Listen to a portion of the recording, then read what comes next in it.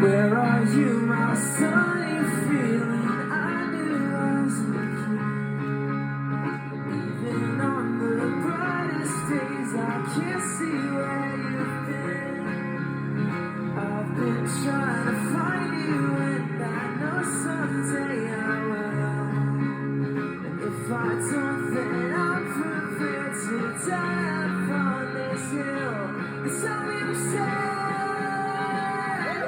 tell me I'm crazy, tell me that there are other things that I should focus on. But when I find you, when I find you, prove them wrong. Remember when there were no rules? Remember when we used to run? Remember the rebel base? I clapped when I saw. Remember Bonji? Just kidding. Hello, everybody. Happy holiday season to everyone. I am currently in the midst of editing this channel's first ever video essay, and it's going really, really well. In fact, here's a clip. But the focus of the video is primarily on him. Yes, he's out there wrangling the snakes. The snakes are the subject of the video, but Rob is the object of the video. But the more I work on it, the more it kind of balloons out of control from where it originally started. And as such, it's just taking me a lot longer to finish. But in the meantime, I wanted to just post like a shorter video. And as I'm sort of thinking through these ideas, the concept of nostalgia has been on my brain quite a lot. And I think one of the reasons why is because nostalgia just in our culture has been very, very large for a while now. Increasingly, we're seeing old and beloved film and television series be revived. I don't know when this really started. I mean, nostalgia has been around for a while, but I feel like it really, really, really hit its cultural stride around Jurassic World and The Force Awakens. And nostalgia is really, really interesting because I think the way that people generally kind of understand it and interact with nostalgia is, oh, I miss when blank. Oh, this thing from my past was pleasant. Good to see it here in my present. Bars, kinda. And so when I'm trying to make sense of nostalgia, I feel like I understand it less as an explicit desire to return to the past. Oh, I love 2006. I'm gonna go back to 2006. More accurately, a reflection of I miss the feelings and sensations that I felt that were tied to specific moments in my past, and I would like to have those feelings and sensations again. And so when we have those feelings and we feel compelled to act on those feelings, I think what happens is people want to extend those feelings into their present, which I think is a pretty easy thing to understand. I think it's pretty observable. And then once you get there in that action phase, that's where the nostalgic products comes in. That's where the excavation of like past artifacts like my Legos and stuff happen. Nostalgia is not returning to the past, it's returning to idealized or perhaps truly felt feelings of the past. And while I've had a pretty good year, I think it makes sense that nostalgia is so front and center in this cultural moment in a world where people are increasingly alienated by their lived experiences and the world around them and are just looking for something sweet and pleasant to grab onto. And I think doing a whole cultural deep dive on nostalgia is something that some video essayist could unpack in like an hour plus runtime. But the way that I kind of look at nostalgia now is there are people who are nostalgic for things who are looking to basically extend the life of their childhood or their youth. And of course, like, large corporations and like media conglomerates have like taken notice of this and have created products specifically to trigger nostalgia. Is art now just a disposable commodity? I don't know what the you just said. And over the past couple years, I've gotten really into keeping bugs and building Legos, which are two things that I did when I was a child. And I feel like a lot of like my 20s has been me sort of realizing that, oh, actually all the things that I enjoyed when I was a child are actually really rad and I never should have stopped enjoying them. Not that I really stopped, but you know, your priorities shift and your interests change. And I feel like the last couple years has been me sort of returning to a lot of those interests and sensibilities that I had when I was a child. So basically this video is just an excuse for me to show off like the Legos that I've collected as well as my bugs. If you watched my channel before, if this is the first video and you're not subscribed, I would appreciate if you subscribe and like the video. I like making videos like this. So, and also I'm gonna be putting out my first video essay on this channel in the very, very near future. It's about a snake wrangler from Love Island. For just 3 bites, pretty good. If you've liked my videos in the past or you enjoy cultural commentary, you should subscribe and you should await for that video to drop because I think it'll be pretty solid. Anyway, bug keeping. When I was a kid, my friends and I would run around on the playground and we would collect bugs. And it was like every kind of bug that was available for us to access like on our school playground. We would collect spiders, we would catch crickets, grasshoppers, bees, stink bugs, isopods, sand bees, which I don't actually know what those things are. Bembex americana. Okay. But like I didn't know anything about bugs. Like I was just really enthusiastic about them as animals. And as someone who's been interested and enthusiastic about animals all my life and who started watching Steve Irwin at a very young age, I think a part of me probably felt like I was a little naturalist with me and my friends going out there and discovering bugs. The idea of like a beautiful natural world sort of unfolding in front of me, being discovered like during lunchtime at my elementary school, is kind of like a wonderful portrait of childhood, honestly. But obviously as I got older, I stopped collecting bugs and I started basically caring for reptiles. And that's primarily just because I thought reptiles were more interesting than bugs. And I still kind of think that, though I like bugs for totally different reasons now. And in the past, I feel like I kept those bugs because they were the only things that I really could keep as pets without needing like my parents' permission. I had a house spider that I misidentified as a wolf spider and named him Wolfie. And I had him for quite a while. It was like 6 months, 7 months or something like that. Kept him in like a little plastic Driscoll's berry container with a bunch of sand and twigs and like a little bottle cap that I'd fill with water.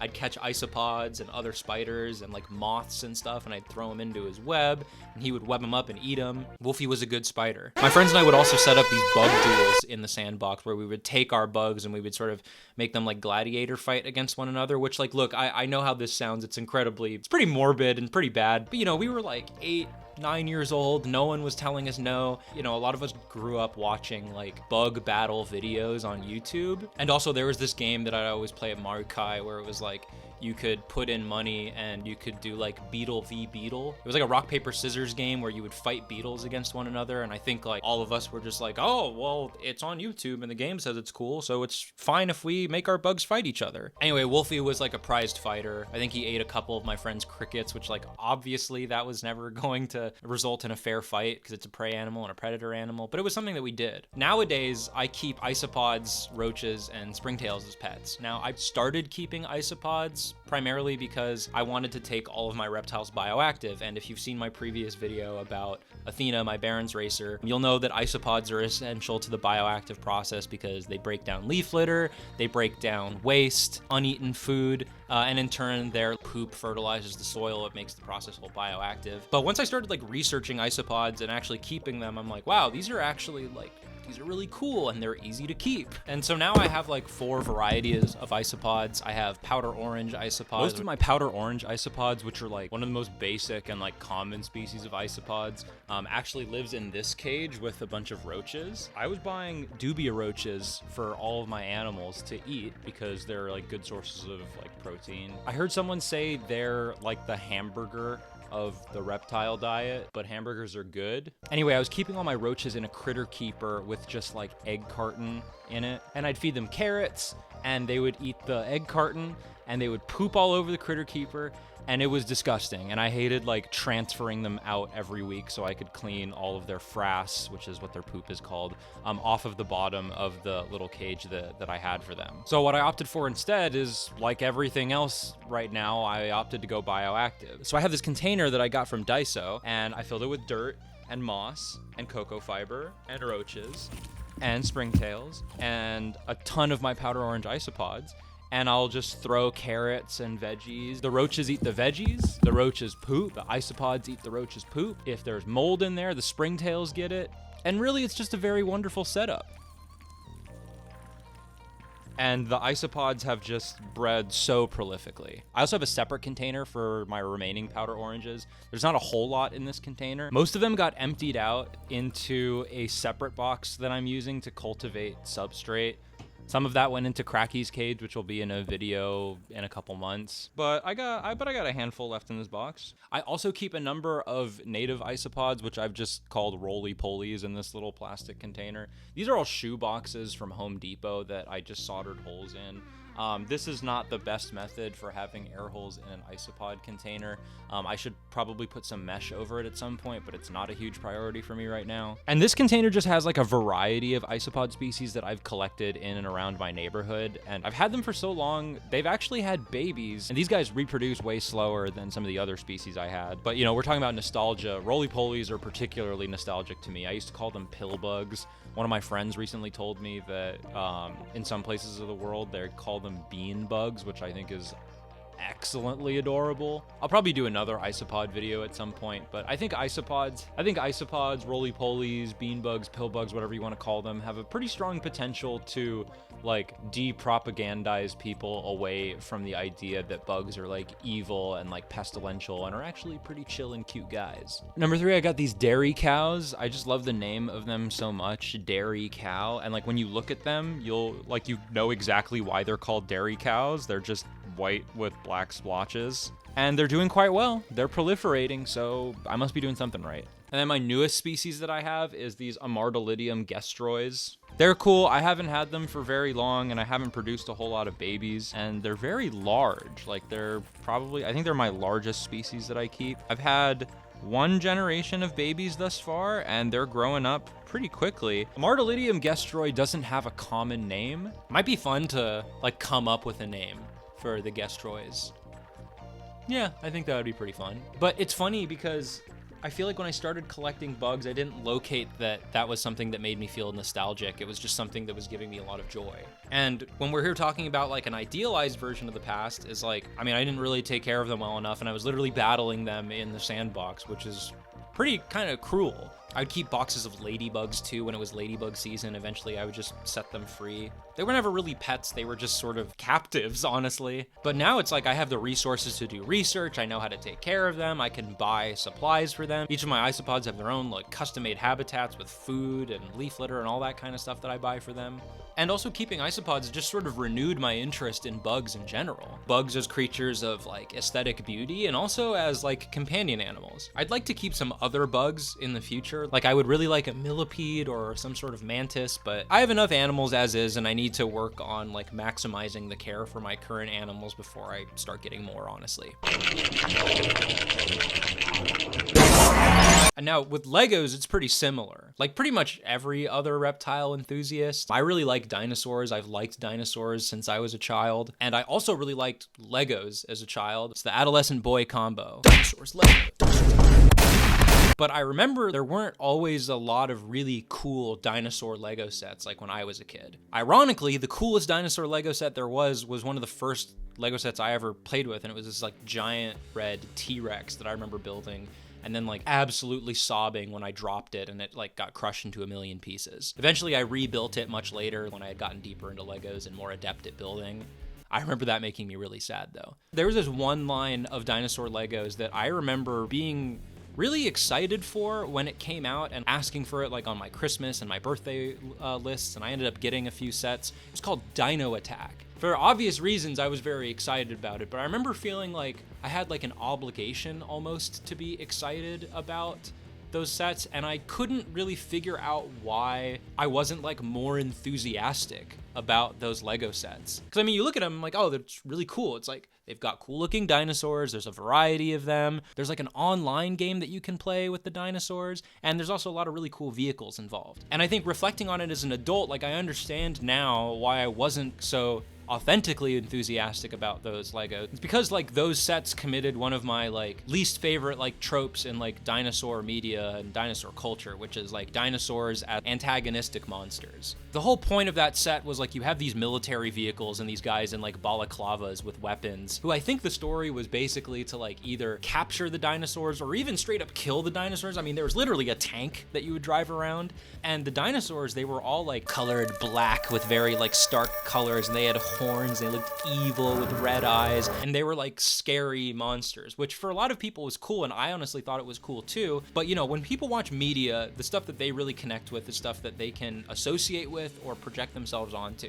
I didn't want to project myself onto the military man. I wanted to be the dinosaur, you know what I'm saying? And like those sets, I could never be the dinosaur because they were like evil. Part of the joy of building Legos is the building of the Lego. Obviously you get to play with it after and take it apart and build it into new things. Those those dinosaur Legos, you didn't really build them. The dinosaurs were these plastic figures that were made of usually not more than 5 pieces at a time that you would snap together in about 30 seconds, and then you could play with them as toys. And obviously the reason for that is because, like, when you market Lego dinosaurs to a demographic, usually that demographic trends pretty young, and young kids are not going to play with like a very complex, like, brick-built dinosaur. Because if you play with something like intricately built, you're doing a battle scenario, kind of like the toys want you to do, that dinosaur is gonna break. You as a 10-year-old, 8-year-old is not gonna have a very good time. And so understanding that now, I can spend my adult dollars on brick-built dinosaurs that look more anatomically accurate and are basically the brick-built, cool-looking Lego dinosaurs that I wanted as a child.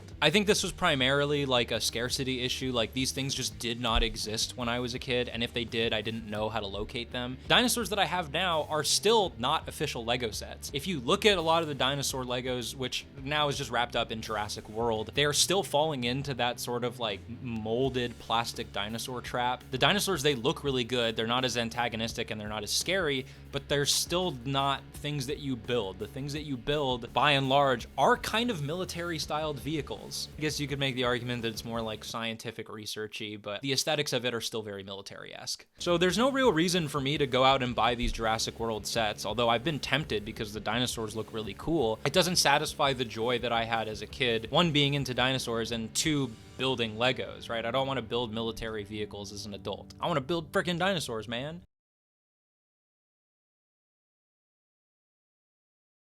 And so now I have a myriad of brick-built dinosaurs, most of which are like custom creations made by other people. There's this website for Lego heads out there. There's a website named Rebrickable, where basically people create custom Lego creations and they can upload the instructions there either for free or for money. And then you can purchase the instructions and then build their creations. And there's a ton of really, really nice dinosaurs out there. I had a phase, I was walking through, buying a lot of the instructions and then basically like sourcing all the parts for them. I've also bought quite a few dinosaur Legos from AliExpress.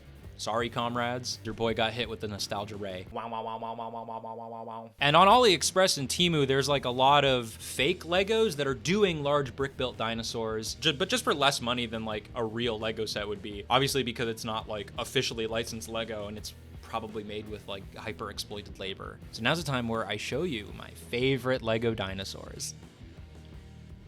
So the idea with all these Lego dinosaurs is they're all roughly the same scale, minifigure scale. It's not perfect, but they're all more or less the same size, which is fine by me. Up here is just like a generic brown raptor. I don't remember who originally created this mock. I couldn't track him down. My headcanon based on its size is that it's a Utah raptor, but I get a little bit of cognitive dissonance with that because I desperately need it to be feathered. I love the little base it has. It's got a little egg, a couple little plants, flowers, a little mushroom, and some bushes. Looks pretty cool. And he's facing off here against a Styracosaurus and a Parasaurolophus. The Styracosaurus particularly is cool because I didn't realize they were this small. Shout out Paleo Bricks on Rebrickable. I also have a very large Styracosaurus that is not minifigure scale, but I think is really cool, and it's my colors, and wow, it's just a wonderful, cool. Also, courtesy of Paleo Bricks on Rebrickable, we have this Parasaurolophus, which I think is really cool. Parasaurolophus is not exactly a favorite dinosaur of mine. I love the colors, and overall the build quality is really strong on this one.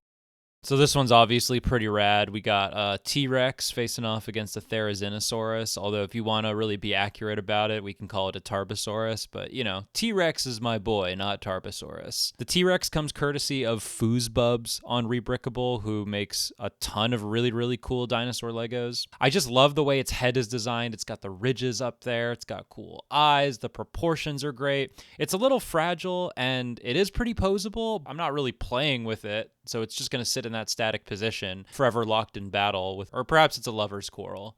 Now we got a Therizinosaurus facing off against him, made by Driptopic on Instagram. Obviously, I love Therizinosaurus, and I love this Lego. The reason why is I actually bought a Therizinosaurus from AliExpress a while back, and I was really dissatisfied with it, and I bought it as like a project that I could customize so I could make it feathered and more anatomically accurate, but it was just a big project, and I just didn't have time for that. But I like the size of this thing. I like that it's feathered. I like that it's anatomically accurate. It's just a really, really cool figure overall. It's pretty sturdy too, like it's very, very posable, and you can put it in lots of different positions, but Okay, here's the second instance of me saying Lego is my favorite, but damn is the Spinosaurus so awesome. If you're not tapped into paleontology, Spinosaurus is kind of a meme because it gets reconstructed completely differently like every few years. I really like this Lego because I think it's the best representation of what people think Spinosaurus probably actually looked like, with the shorter back legs and the paddle-like tail and the thick sail, and this comes courtesy of Blue Dinosaur on Rebrickable. The base that it's elevated on is actually from a Mosasaurus Lego that I got from AliExpress, as well as some Avatar Way of the Water sets that I just kind of cobbled together.